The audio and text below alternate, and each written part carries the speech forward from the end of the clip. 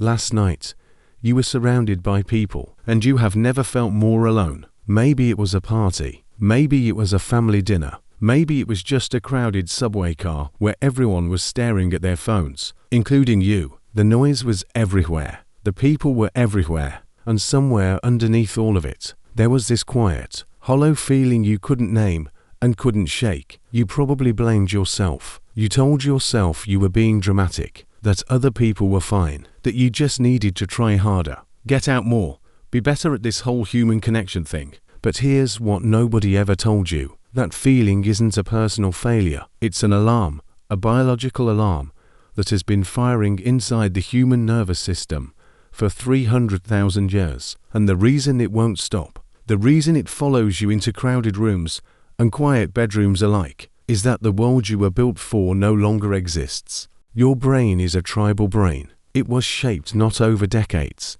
not over centuries, but over hundreds of thousands of years of living in tight, face-to-face groups of 50 to 150 people, groups where everyone knew your name, where you slept within reach of other bodies every single night, where the warmth of another human presence wasn't a luxury. It was survival. In that world, isolation meant death. If your ancestors were cast out of the group, they didn't go start over somewhere else. They were eaten. They starved. The brain learned this lesson so deeply across so many generations that it hardwired social pain directly into the same neural circuits that process physical pain. That is not a metaphor. That is neuroscience. In 2003, researcher Naomi Eisenberger, UCLA placed participants inside a brain scanner and had them play a simple video game, just tossing a ball back and forth with two other players. Then the other players stopped, including them. That's it. They were left out of a digital ball game.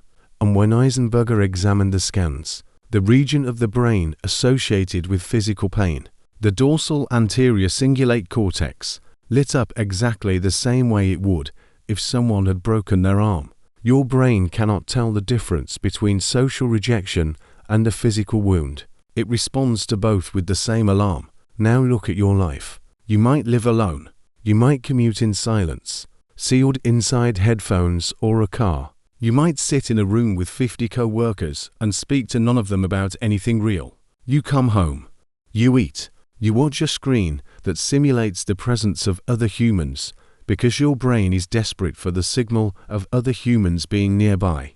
And at no point does any of that feel unusual because everyone around you is doing the same thing.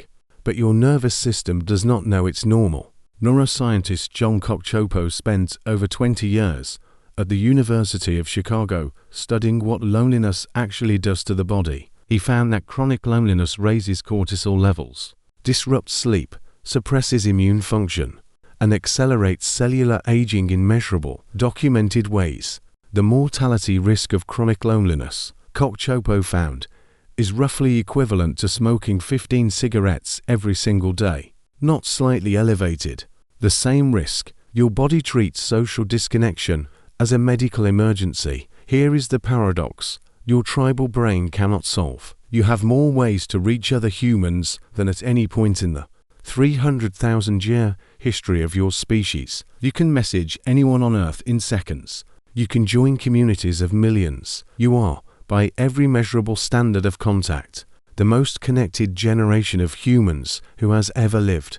And yet, a 2021 study found that 36% of Americans reported serious, chronic loneliness. Among young adults, the most digitally connected group of all, that number jumped to 61%. The most connected generation, the loneliest, because connection and contact are not the same thing. When your ancestors sat around a fire, they weren't just exchanging information. They were breathing the same air, matching each other's rhythms. Research from neuroscientist Paul Zak at Claremont Graduate University for that real, physical, face-to-face interaction triggers the release of oxytocin, the bonding hormone that tells your nervous system you are safe, you are seen, you are not alone. A text message does not do that. A like on a photo does not do that. An hour of watching someone else's life through a screen does not do that. Your brain gets a ghost of the signal, just enough to quiet the alarm for a moment, not enough to close the wound.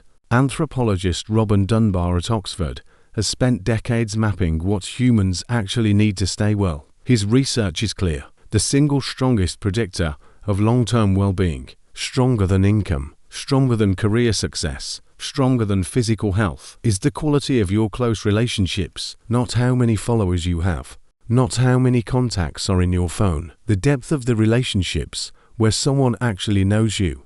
And those relationships don't maintain themselves. They require time, presence, the slow, unglamorous work of showing up in the same room as another human being.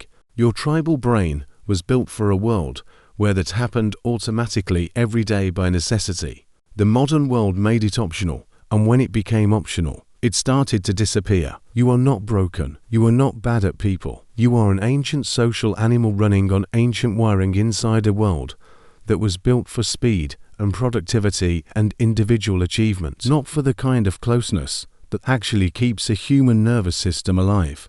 The alarm is working exactly as designed. It is telling you something essential is missing. Tonight, when the quiet gets too loud and your hand reaches for your phone, you'll know what that silence is actually trying to say.